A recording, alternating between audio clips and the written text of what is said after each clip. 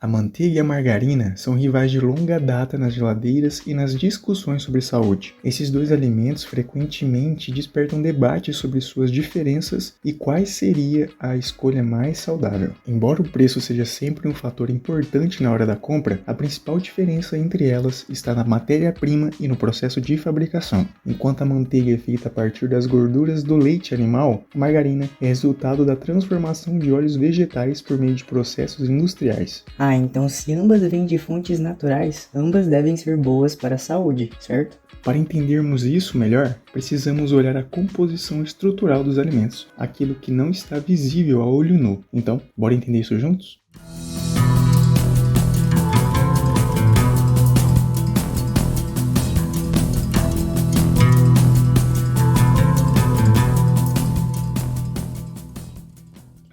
A manteiga é um dos alimentos mais antigos da humanidade, com registros históricos que datam de cerca de 2000 anos antes de Cristo. Ao longo dos séculos, ela se tornou um símbolo de status e riqueza na Europa. Para ser classificado como manteiga, o produto deve ser obrigatoriamente obtido por meio de bateção e maçlagem do creme pasteurizado derivado exclusivamente do leite de vaca. A adição de sal é permitida para a produção de manteiga salgada, enquanto os fermentos láticos podem ser utilizados na produção de manteiga maturada. A legislação também autoriza a inclusão de corantes naturais ou sintéticos, bem como sais neutralizantes para reduzir a acidez do creme. O produto final deve conter no mínimo 80% de matéria gorda.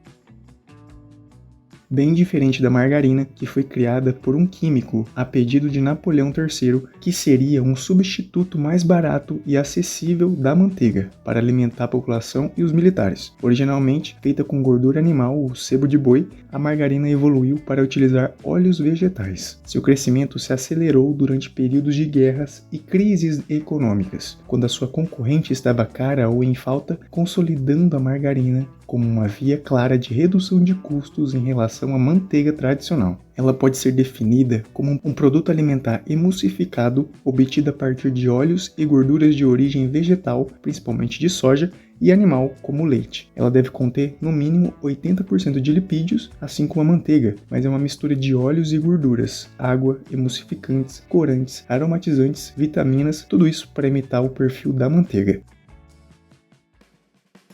Tanto a gordura do leite de vaca usada na produção de manteiga quanto os óleos vegetais base para margarina são compostos por moléculas formadas por átomos de carbono, hidrogênio e oxigênio. A estrutura dessas moléculas é caracterizada principalmente por longas sequências de átomos de carbono conectados entre si, conhecidas como cadeias carbônicas. O que realmente diferencia uma da outra é a maneira como esses átomos se organizam para formar essas cadeias. Imagine que um átomo de carbono tem 4 braços e precisa fazer 4 ligações para ficar estável. Em uma cadeia, ele pode estar ligado a 2 outros átomos de carbono, um de cada lado, e os 2 braços restantes se ligam a átomos de hidrogênios, geralmente um acima e o outro abaixo. Quando todos os carbonos da cadeia seguem esse padrão, dizemos que é uma cadeia saturada, pois está completa de hidrogênios, ou seja, cada átomo de carbono está fazendo o número máximo possível de ligações simples sem sobrar nenhum braço livre. Por outro lado, em algumas moléculas faltam átomos de hidrogênio,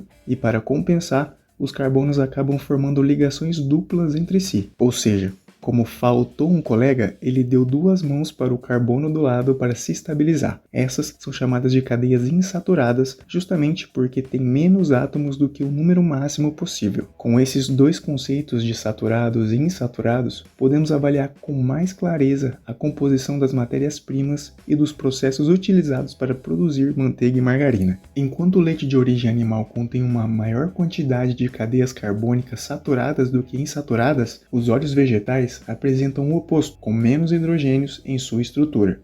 Além dessas diferenças na composição, outro ponto crucial é o processo de produção de cada um.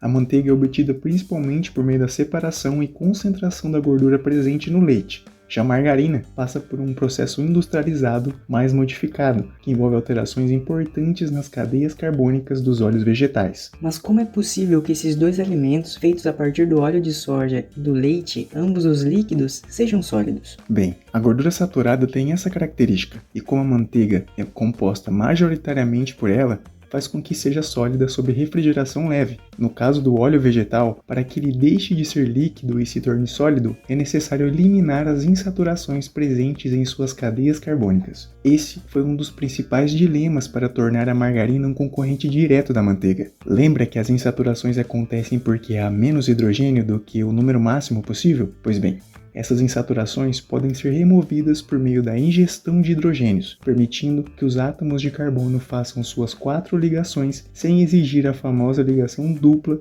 com o carbono vizinho, processo chamado de hidrogenação. No entanto, isso não é tão simples quanto parece.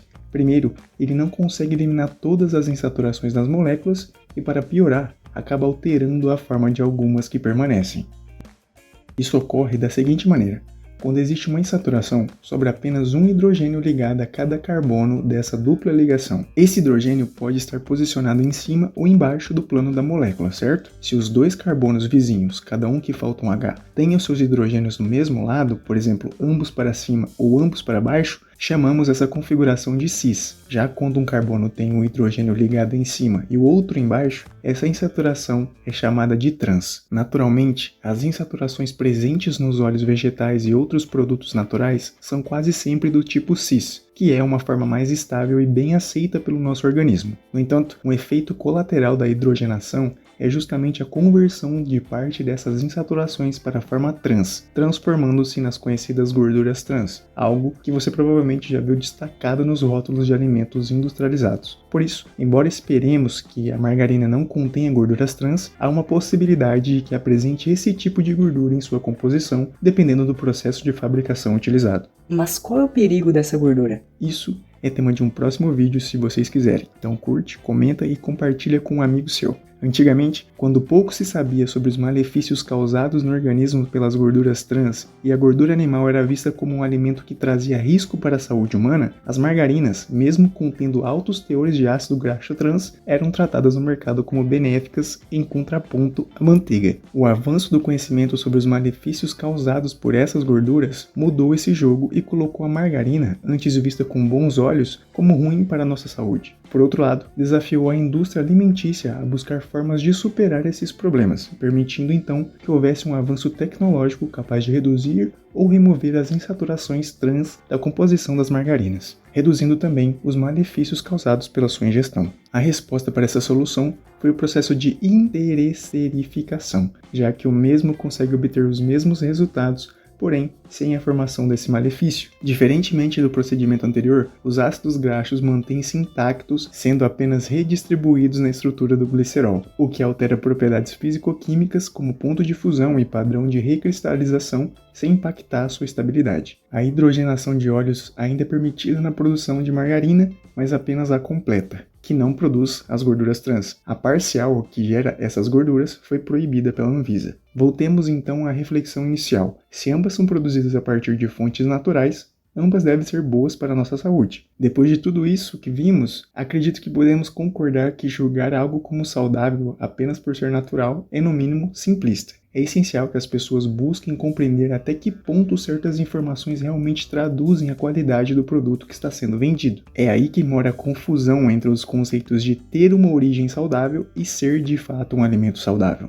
É inegável que a manteiga é um produto menos processado que a margarina, ou que a torna, em níveis de processamento, uma opção mais simples e natural. No entanto, isso não significa que o seu consumo esteja isento de risco. Por ser rico em gorduras saturadas, o consumo excessivo de manteiga está associado ao aumento dos níveis do colesterol LDL, o chamado colesterol ruim, o que pode aumentar o risco de doenças cardiovasculares. Por outro lado, a margarina costuma conter menores quantias de gorduras saturadas, o que tornaria ela, sob esse aspecto, uma escolha mais saudável. No entanto, para que mantenha sua textura, sabor e estabilidade, ela passa por diversos processos industriais e leva uma longa lista de ingredientes, incluindo aditivos e emulsificantes. Isso me faz ter certa cautela em relação à complexidade de sua produção e ao seu impacto ao longo prazo na saúde. O ponto é que ambas terão suas vantagens e desvantagens. O principal é controlar a quantia consumida. Tanto manteiga quanto margarina são alimentos calóricos e devem ser ingeridos com moderação. Então, aproveite seu pão na chapa com esses alimentos, Mas lembre-se, saúde se constrói nas doses certas. Eu fiz um vídeo explicando o processamento completo da manteiga que está muito bom. É só clicar aqui. Mas se você quiser ver outro debate polêmico sobre alimentos, vai adorar ver o vídeo sobre os transgênicos. Sabe o que são? Clica aqui para se aprofundar nos organismos geneticamente modificados. Bem, te vejo em algum desses vídeos. Um beijo para você e